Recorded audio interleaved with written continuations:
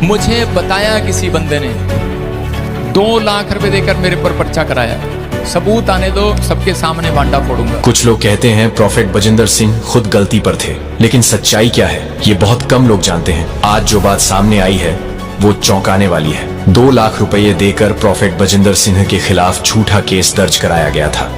हाँ, ये कोई अफवाह नहीं, बल्कि खुद प्रोफेट ने तब कहा था कि उनके खिलाफ साजिश रची जा रही है। जो लोग सच को नहीं जानते वो बस अफवाहों में बह गए, लेकिन आज वो सच धीरे धीरे सामने आ रहा है और हमें बस इतना याद रखना है, सच्चाई को दबाया जा सकता है, मिटाया नहीं जा सकता। परमेश्वर सब देख रहा है और न्याय जरूर करेगा। अगर आप प्रोफेट बजिंदर सिंह के साथ हैं तो इस चैनल को सब्सक्राइब करें और पूरी सच्चाई जानने के लिए फुल वीडियो जरूर देखें।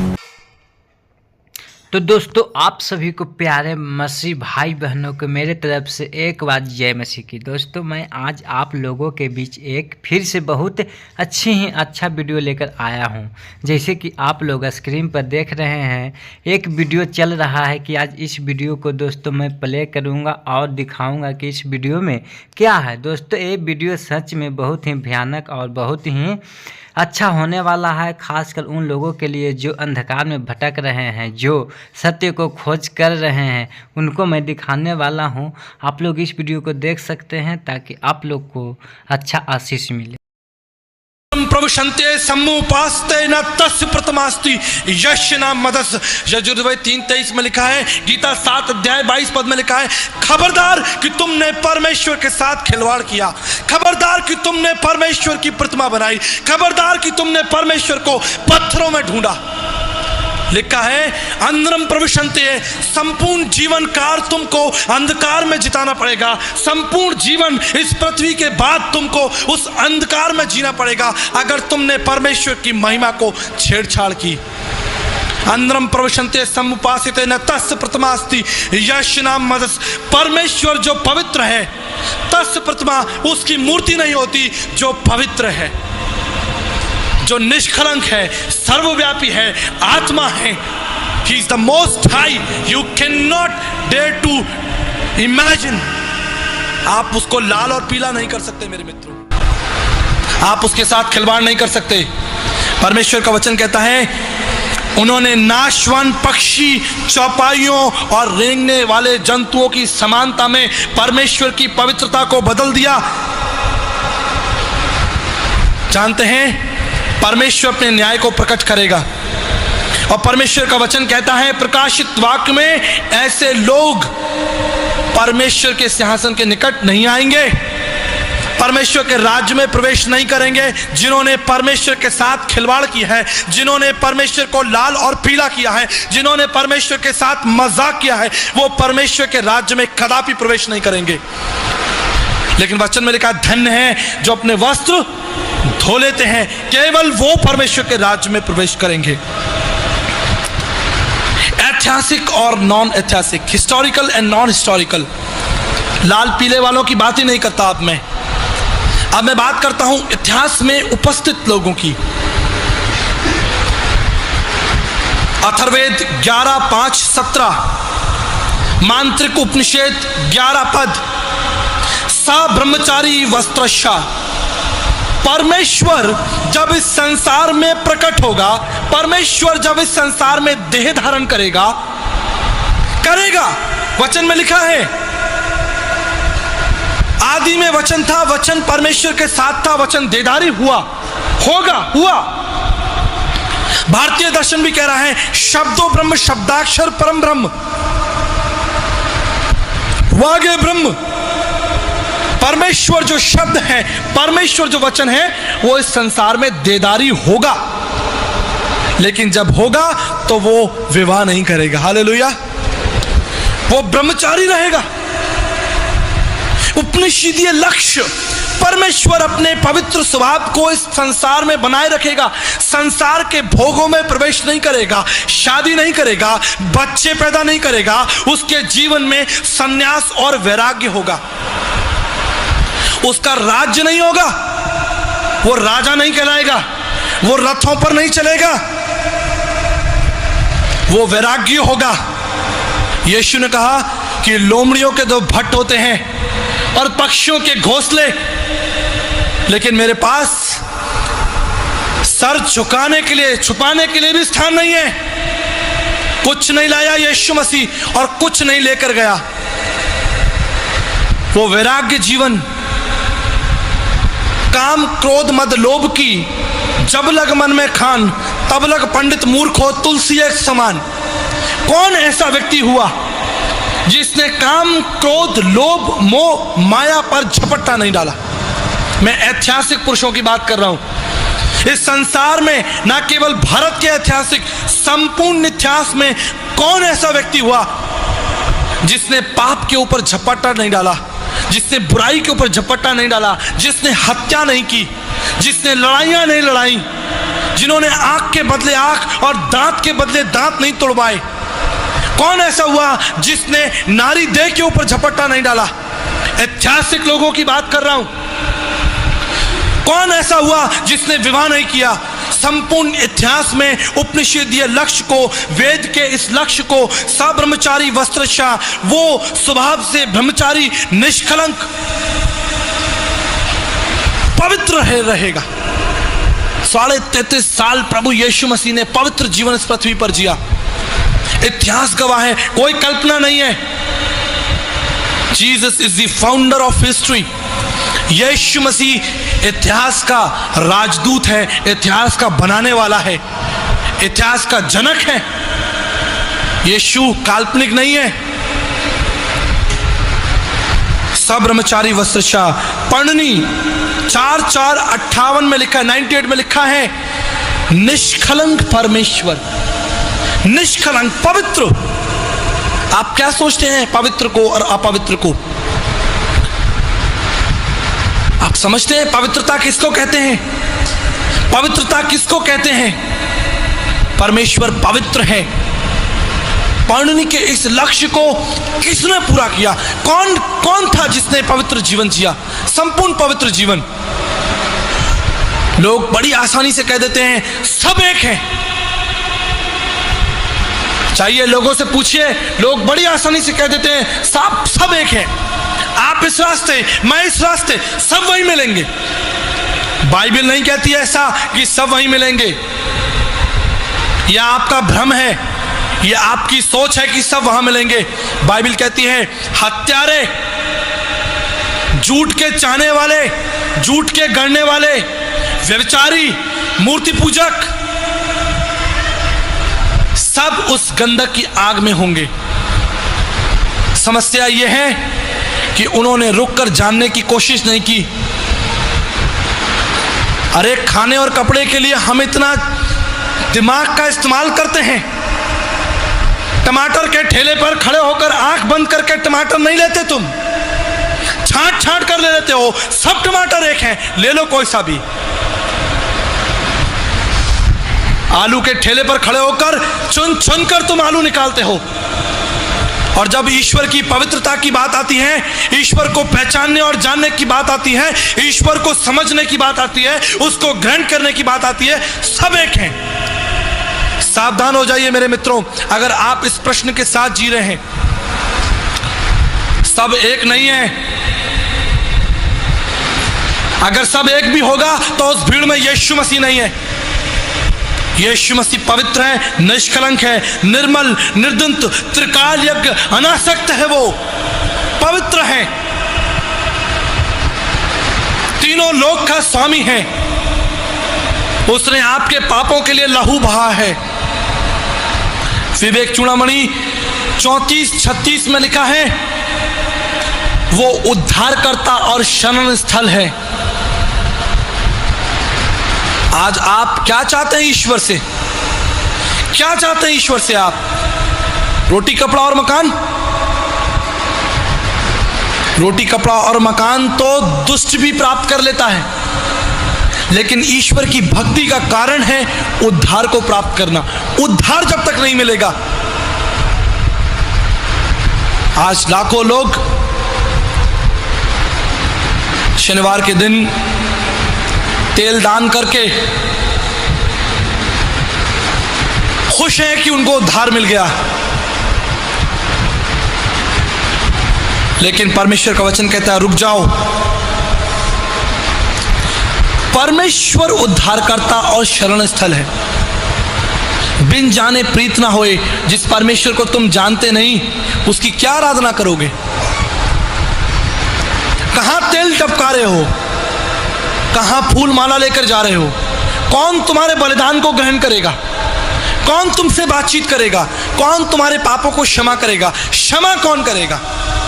ज्ञान तो आपको मैं भी दे सकता हूं, ज्ञान तो आपको सड़क पर चलता हुआ आदमी भी दे देगा, लेकिन पाप क्षमा करने का अधिकार केवल और केवल प्रभु परमेश्वर के पास में है। पाप कौन क्षमा करेगा आपके? गुरु नानक साहब ने कहा, हूं पापी पतित परम पाखंडी, तू निर्मल निरंकारी। हे परमेश्वर, मैं पापी हूं। क्या गुरु नानक साहब आपके पापों को क्षमा करेंगे? तुम्हें शरणम गच्छ सर्वभावेन भारतम तत् प्रसादनम प्रशासिति शाश्वतम। उसके पास जाओ जो तुम्हारे पापों को क्षमा करेगा। क्या श्री कृष्ण आपके पापों को क्षमा करेंगे? क्या साईं बाबा आपके पापों को क्षमा करेंगे? क्या पौलुस तुम्हारे पापों को क्षमा करेगा? क्या इब्राहिम तुम्हारे पापों को क्षमा करेगा? क्या मूसा की व्यवस्था तुम्हारे पापों को क्षमा कर सकती है? संसार के तमाम संत महात्मा गुरु पीर पैगंबर मिलकर भी तुम्हारे पापों को क्षमा नहीं कर सकते, क्योंकि पाप क्षमा करने का अधिकार स्वयंभू सृष्टिकर्ता प्रजापति देवयज्ञ भुवनेश्वर नाभि, जब तक स्वयं प्रजापति परमेश्वर जिसने आकाश और पृथ्वी को बनाया है तुम्हारे पापों को क्षमा ना करे, तुम्हारे पाप बने रहेंगे। इसलिए यीशु ने कहा, हे पुत्र तेरे पाप क्षमा हुए। क्यों यीशु ने पापों को क्षमा किया? और निष्कर्ष क्या निकला? उठ, अपनी खाट उठा और चल फिर।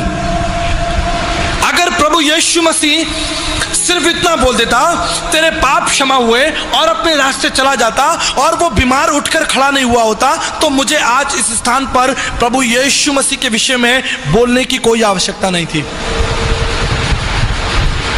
ज्ञान देने वाले बहुत थे, लेकिन यीशु ने कहा, आज ही तू मेरे साथ अपनी खाट उठा और आज इस घर में उद्धार आया है। अरे यीशु जो बोल रहा है वो होता जा रहा है, होएगा नहीं, होएगा नहीं, हो गया। उसने कहा, उठ, अपनी खाट उठा, तेरे पाप क्षमा हुए। और वो लिखा है कि वचन में वो अपनी खाट उठा के, अरे अंधा आया, यीशु ने कहा, देख मैं चाहता हूं तू ठीक हो जा, और वो ठीक हो गया। उसके पाप क्षमा होने को मैं कैसे मान लूं? वचन में लिखा है कि वो देखने लगा, वचन में लिखा है कि वो दौड़ने लगा, वचन में लिखा है कि कोढ़ी शुद्ध हो गए, जीवन बदल गया। ये है पाप क्षमा। जब पाप क्षमा होंगे जीवन बदल जाएगा। बहुत सारे लोगों ने आज अपने पाप क्षमा के लिए गुरुओं का सहारा लिया है। गुरु, क्या समझते हैं आप इस शब्द से, गुरु से? गु माने अंधकार, रू माने दूर करने वाला, अंधकार को दूर करने वाला। यीशु ने कहा, तुम गुरु क्यों नहीं, तुम क्यों गुरु नहीं कहलाना? क्या कारण है भाई? क्या खराबी है मुझ में? मैं गुरु क्यों नहीं कहलाऊं? क्योंकि प्रभु ने कहा, सबने पाप किया। हालेलुया। बातों को समझिए प्रकाशन के साथ। तुम इसलिए गुरु नहीं कहलाना क्योंकि तुम पापी हो। और एक अंधा दूसरे अंधे को मार, क्या दोनों गड्ढे में नहीं गिरेंगे? लोभी गुरु और लालची चेला दोनों नरक में ठेलम ठेला, दोनों नरक में होंगे। जो भी व्यक्ति अपने आप को गुरु कहलवाएगा, अंधकार को दूर करने वाला कहलवाएगा, बाइबल कहती है वो कहां पाया जाएगा? नरक में। क्यों? गुरु उच्च स्थान है, साक्षात गुरुवर हरि। केवल परमेश्वर ही गुरु हो सकता है, मनुष्य नहीं हो सकता। ब्रह्मविद्या उपनिषद 31 पद, स्वयं परमेश्वर ही गुरु है। तुम गुरु ना कहलाना। अंधकार को दूर करने की शक्ति मनुष्यों में नहीं है। कोई मनुष्य तुम्हारे अंधकार को दूर नहीं कर सकता, कोई मनुष्य तुम्हारे पापों को क्षमा नहीं कर सकता, जब तक उसके पाप स्वर्ग से क्षमा नहीं किए जाएं। और यीशु ने क्या कहा, मैं कहां से आया हूं और कहां को जाता हूं? स्वर्ग को। मैं इस पृथ्वी का नहीं हूं। और ऐसा कहकर यीशु ने उपनिषदीय लक्ष्यों को पूरा किया। गीता के 4 अध्याय 37 पद में लिखा है, ज्ञान अग्नि सर्व कर्मणि भस्मा कुरेत। जब तुमको वो पवित्र ज्ञान मिलेगा तो अंधकार दूर हो जाएगा। लेकिन इस पवित्र ज्ञान को देगा कौन? स्वयं सृष्टिकर्ता। उस परमेश्वर का ज्ञान मैं आपको नहीं दे सकता। उस परमेश्वर का ज्ञान स्वयं परमेश्वर आपको देगा। और वचन में लिखा है कि उसने हमारे बीच में डेरा किया। हालेलुया। वो हमारे मध्य में रहा, हमारे मध्य में चला फिरा। उसने हमारे मध्य रोटी तोड़ी। आकाश और पृथ्वी का परमेश्वर 33.5 साल के लिए हमारे बीच में रहा। इसलिए गीता में लिखा है कि जब तक तुम उसको नहीं जान लेते उस बंधन से मुक्त नहीं हो सकते। श्वेताश्वर उपनिषद उसका 3 अध्याय 8 पद, तुम्हें विद्वंती मृत्युमेति नान्य पंथा विद्यते यनान। परमेश्वर को जानकर ही मनुष्य उस अंधकार से, पाप से बाहर निकल सकता है।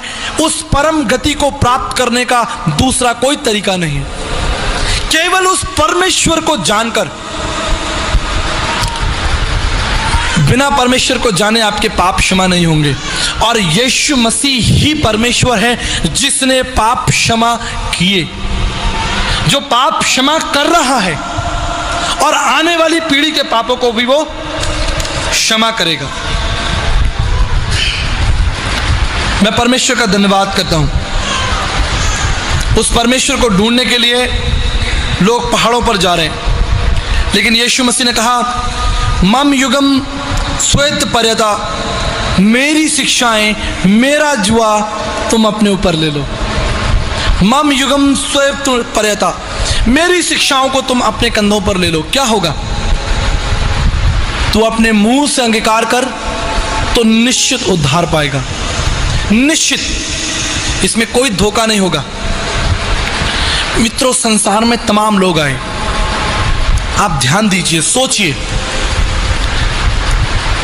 कल मैं आपको बता रहा था 544 धर्म पुस्तकों में पाप क्षमा करने का वर्णन कहीं नहीं आया। भारतीय दर्शनों में पाप क्षमा करने का वर्णन कहीं नहीं आया। पाप उजागर किया गया, पाप के प्रकार बताए गए, लेकिन 2 प्रश्नों का उत्तर कहीं नहीं मिलता सिवाय बाइबल के। और वो 2 प्रश्न, पहला प्रश्न है, वो कौन था जिसने अपनी योग्यता और अयोग्यता के आधार पर पाप के भयंकर चक्र को जन्म दिया? पाप संसार में आया कैसे? इस प्रश्न का उत्तर आपको सिवाय बाइबल के कहीं नहीं मिलेगा। यह मेरा आपसे आत्मिक वायदा और दावा है। मैं आपके सामने खड़ा हूं। जाकर इतिहास के पन्नों को, शास्त्रों के पन्नों को, वेद, उपनिषद, रामायण, महाभारत, व्याकरण, छंद, चौपाइयां, श्रुति ग्रंथ पढ़ लीजिए। आपको पाप की उत्पत्ति कहीं नहीं मिलेगी। पाप की उत्पत्ति कैसे हुई? और दूसरा मुख्य उत्तर प्रश्न, इस पाप की स्वतंत्रता का समाधान कैसे होगा? यीशु ने कहा, आज ही तू मेरे साथ स्वर्ग में होगा। The moment you believe you are a sinner and you pray, और आप प्रार्थना करें, वचन में लिखा है कि तू निश्चित और निश्चित और निश्चित उद्धार पाएगा। इसमें धोखा, ये उद्धार है क्या? उद्धार कोई खाने पीने की चीज है? उद्धार कोई सर्टिफिकेट है? उद्धार कोई कप और शील्ड है? उद्धार है क्या? परमेश्वर का वचन कहता है, परमेश्वर ने मनुष्य को अपनी समानता में बनाया। समझ लीजिए उद्धार की परिभाषा को। परमेश्वर ने मनुष्य को अपनी समानता में बनाया और मनुष्य ने पाप के भयंकर चक्र में गिरकर उस समानता को खो दिया। समानता को खो दिया, परमेश्वर के साथ उसका संबंध टूट गया। यीशु मसीह वापस आया, उसने उस समानता को, उस संबंध को पुनः स्थापित। परमेश्वर का जीवन, परमेश्वर के से कार्य, परमेश्वर की सी बातें, परमेश्वर की सी सोच, परमेश्वर का सा चरित्र ही तो उद्धार है।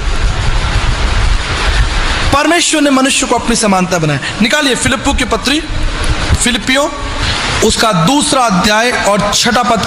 जिसने परमेश्वर के स्वरूप में होकर अपने आप को परमेश्वर की तुल्य क्या कर दिया उसने। आज लोगों के पास थोड़ा पैसा आ जाता है, थोड़ी गाड़ी आ जाती है, थोड़ी धन संपत्ति आ जाती है, थोड़ी चमक दमक आ जाती है,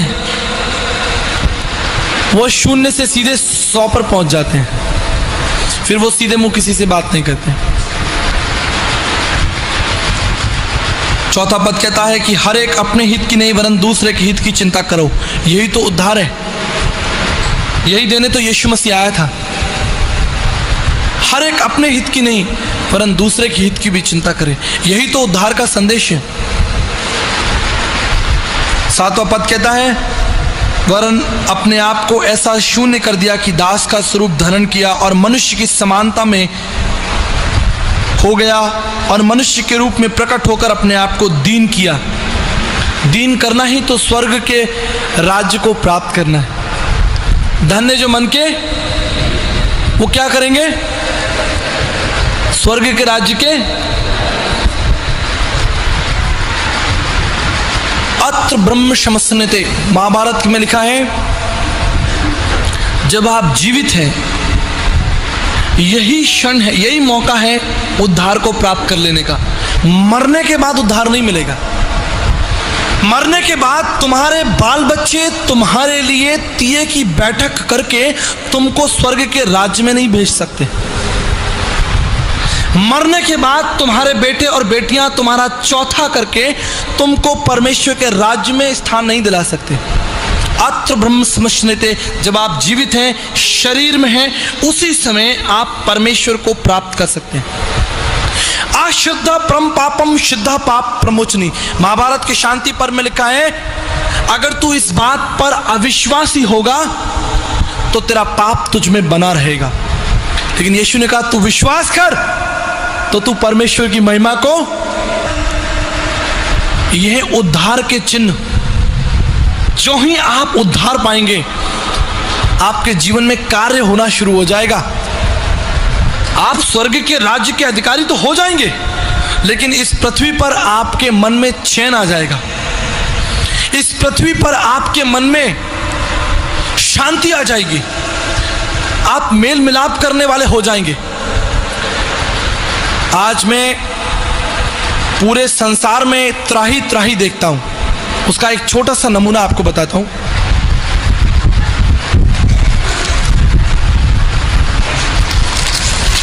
आप कहेंगे भैया कैसे?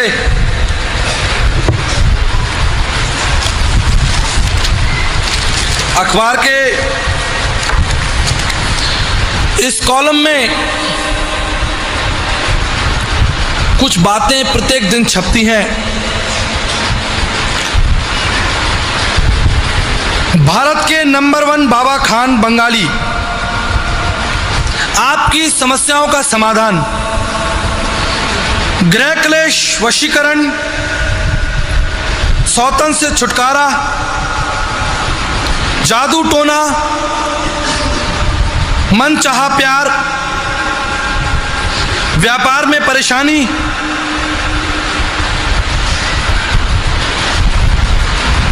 इन समस्याओं का समाधान करने वाले झूठे दुष्ट मक्कार प्रभु के राज्य के विरोधी खड़े हो गए हैं,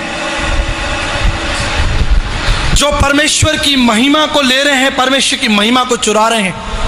और लाखों आप जैसे हम जैसे भोले वाले लोग इन नंबरों पर फोन करके फंसते हैं। झूठ और झूठ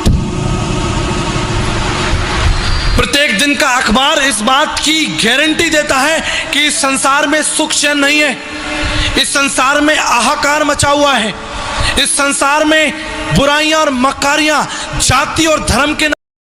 दोस्तों आपने परमेश्वर पर देखिए कैसे एक अपने फास्टरों ने विश्वास रखते हुए कितना प्रभु यीशु मसीह को बड़ाई किया और प्रेम करता है, आप लोग को भी सिखाया। लेकिन परमेश्वर ने आपको बहुत तरीकों और बहुत रास्ते से बचाया है, लेकिन लोग सच्चाई जान लो। सभी भारतीय लोगों कोई नहीं जानता और नहीं बताना चाहता है कि परमेश्वर एक जिंदा खुदा है और जीवित हैं। लेकिन परमेश्वर ने आप लोगों को सच्चाई पर चलने के लिए राह दिखाए और दिखाता है।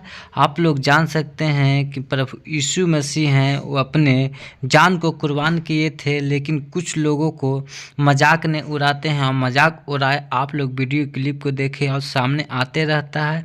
लेकिन आप लोग भरोसा रखते हुए, परमेश्वर पर विश्वास रखते हुए आप लोग इस वीडियो को जान सकते हैं, इस बातों को जान सकते हैं। और बाइबल कहता है कि सत्य करोगे स्वतंत्र करेगा। आप लोग के सुख समाचार आते रहता है। चलिए पहले इस वीडियो को आप लोग शेयर करिए ताकि आप लोग को फुल बात देखने के बाद आप लोग को पता चलेगा, परमेश्वर को विश्वास और खुद जानकारी मिलेगा। तो चलिए पहले इस वीडियो को आप लोग शेयर कर सकते हैं। सभी को जय मसीह।